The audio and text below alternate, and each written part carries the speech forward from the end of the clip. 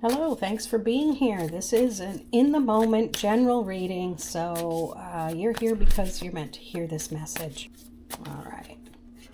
What do we need to know right now?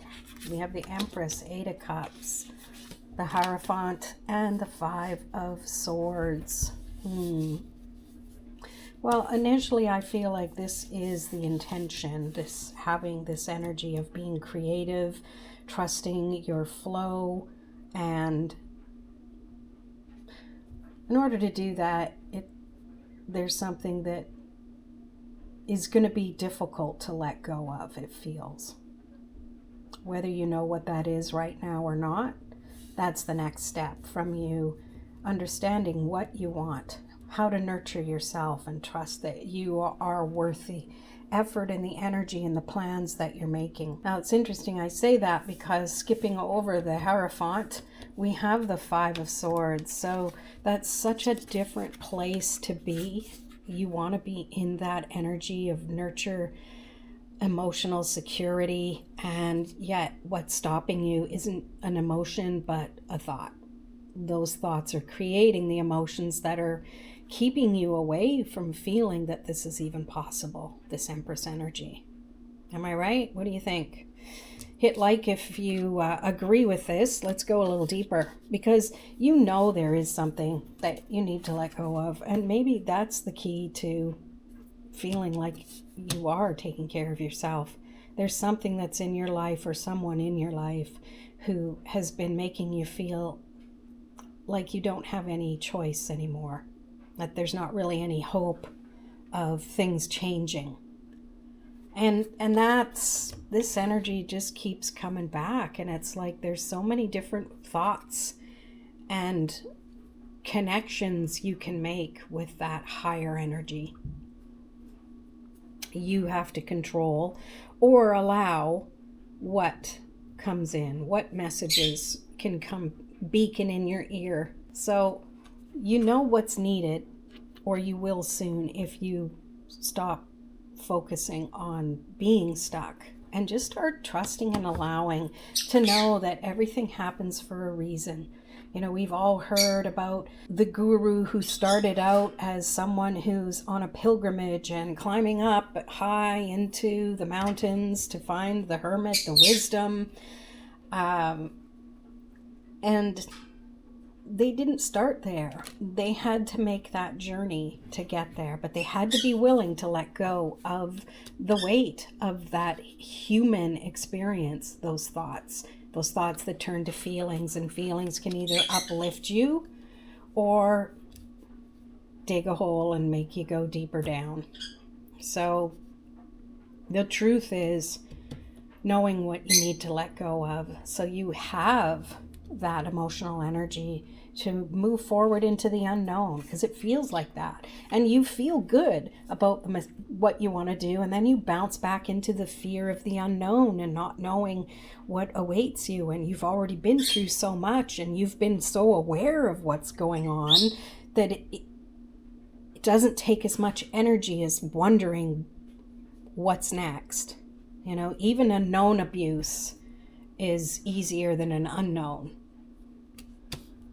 Hate to say it, but I don't mean it in the harshest way, but even just the most minor. All right, let's pull some more cards to see what comes up here. Three of Cups. Yeah, finding that connectedness. It really is that. I mean, just look at what the Empress has here. She's got the lunar energy, she's got the earth energy, and she's got that water energy, that circulation of connection and trusting. So Three of Cups makes a lot of sense there. Ooh, and the Star. It's so much hope and believing, and when you start losing your own confidence in your own beliefs, that's where you have like-minded people, or you connect with people who communicate that energy to you. You know, maybe you're not in a situation where you can physically go hang out with people, or you have those people. There's other ways to come through it. Hey, you're watching this video. That's one way that you need to trust that your guides are leading you, and they're with you. See everything that you're experiencing as a sign, even when it's not good, because that's allowing you to shift it into what are you wanting to create. You have to create something with what you have, and it isn't always something positive, right? We have the 10 of Wands.